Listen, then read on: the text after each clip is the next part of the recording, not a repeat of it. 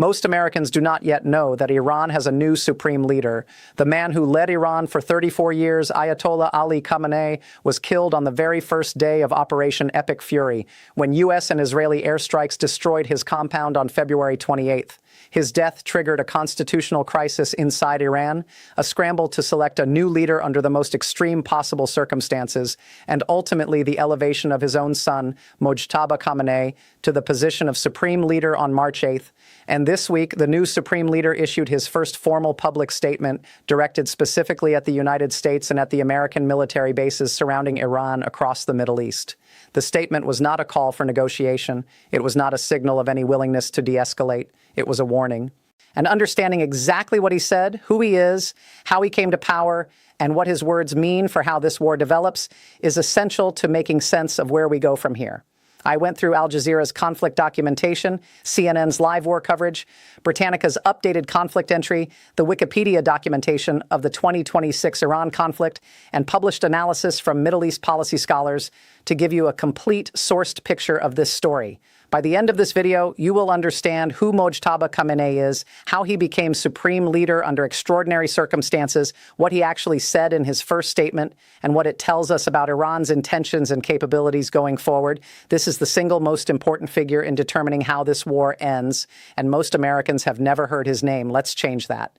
To understand why the selection of a new Iranian supreme leader matters so much, you need to understand what the supreme leader actually is within Iran's political system.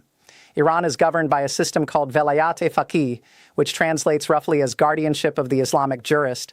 Under this system, which was established by Ayatollah Ruhollah Khomeini after the 1979 Islamic Revolution, ultimate political and religious authority is vested not in elected officials, but in a senior Islamic scholar who serves as supreme leader. The supreme leader of Iran is the commander-in-chief of the armed forces, the ultimate authority over the judiciary, the person who approves or rejects major policy decisions, and the figure whose ideological framework shapes the entire direction of the Iranian state.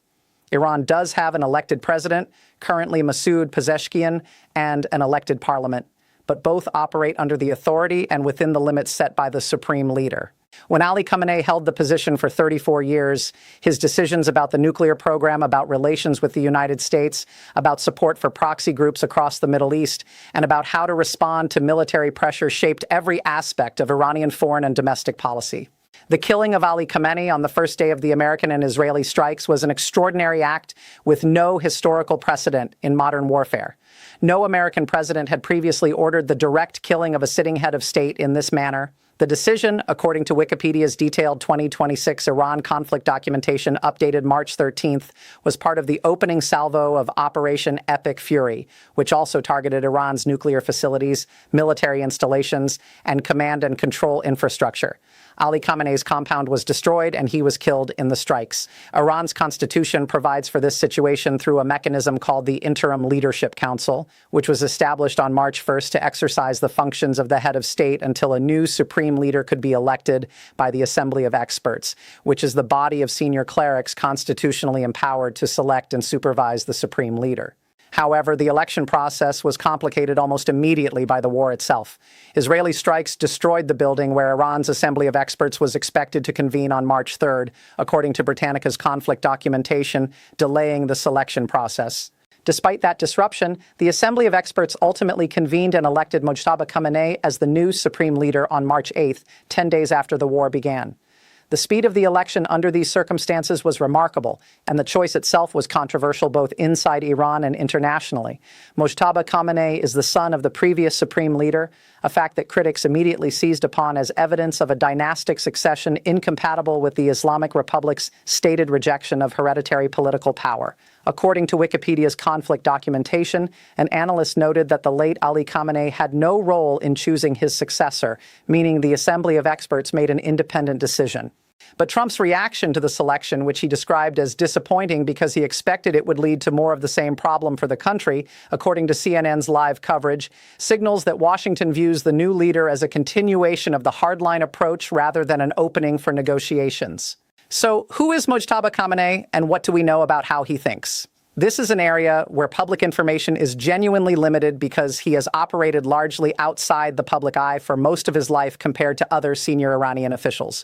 What is known about him from reporting by Reuters, the Associated Press, and regional analysts is that he has been deeply embedded in the structures of the Islamic Revolutionary Guard Corps, which is the ideological military force that answers directly to the Supreme Leader and that controls much of Iran's most significant military capabilities. He has been associated with the hardline faction within Iranian politics, the faction that has consistently opposed negotiations with the United States and advocated for maximum resistance. His background and associations suggest a worldview shaped by the IRGC's institutional culture, which prioritizes revolutionary ideology and military resistance over the pragmatic diplomacy that Iran's more moderate political figures have sometimes pursued.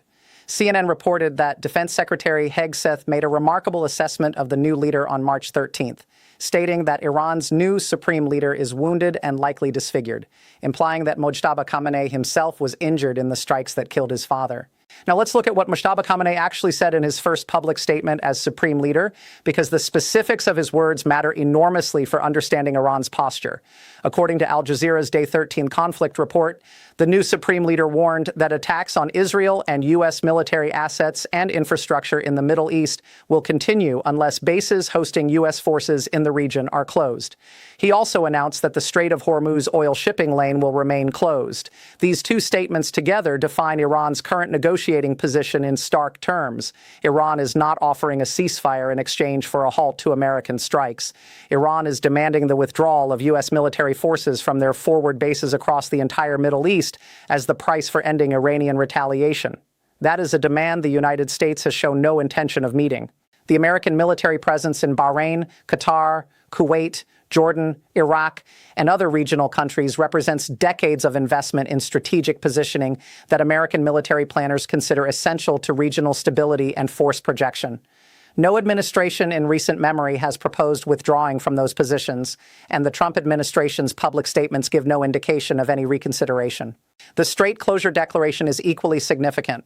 The Strait of Hormuz carries roughly 17 million barrels of oil per day under normal conditions, according to the U.S. Energy Information Administration. Iran's new supreme leader declaring that the strait will remain closed is not simply a military statement. It is an economic declaration of war against the global energy supply. The statement directly caused oil prices to push above $100 a barrel this week, according to the Associated Press. It signals that Iran views the strait as its most powerful leverage point, the tool through which it can impose costs on the United States and its allies that go far beyond anything achievable through direct military exchange. Expert analysis of the new Supreme Leader's statement divides along lines that reflect broader disagreements about Iran's strategic calculus.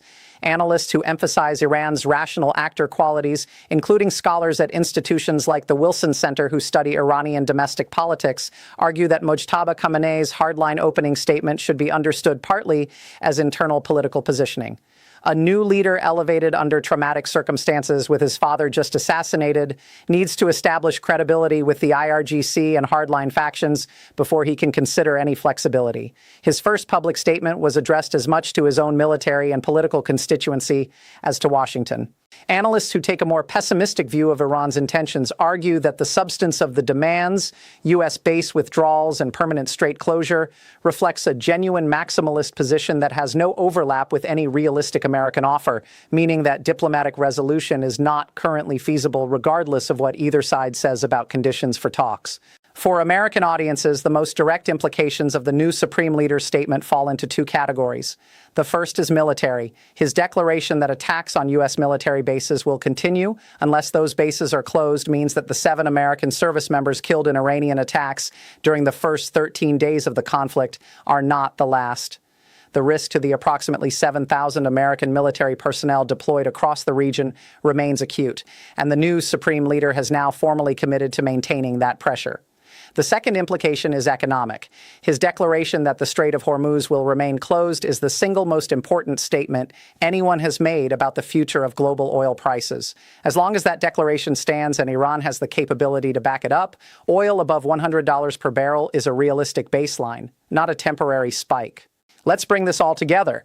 Mojtaba Khamenei is Iran's new supreme leader, elected by the Assembly of Experts on March 8th following the killing of his father, Ali Khamenei, in the opening strikes of Operation Epic Fury. He is a figure deeply connected to the Islamic Revolutionary Guard Corps and associated with hardline positions. His first formal statement as supreme leader issued this week contained two core messages. Attacks on American military bases will continue unless those bases are closed, and the Strait of Hormuz will remain closed. Neither demand is one the United States has indicated any willingness to meet. Defense Secretary Hegseth's statement that the new leader is wounded and likely disfigured adds a personal dimension to an already fraught dynamic. The selection of this particular leader at this particular moment, under these particular circumstances, is probably the single most consequential variable in determining how and when this war ends.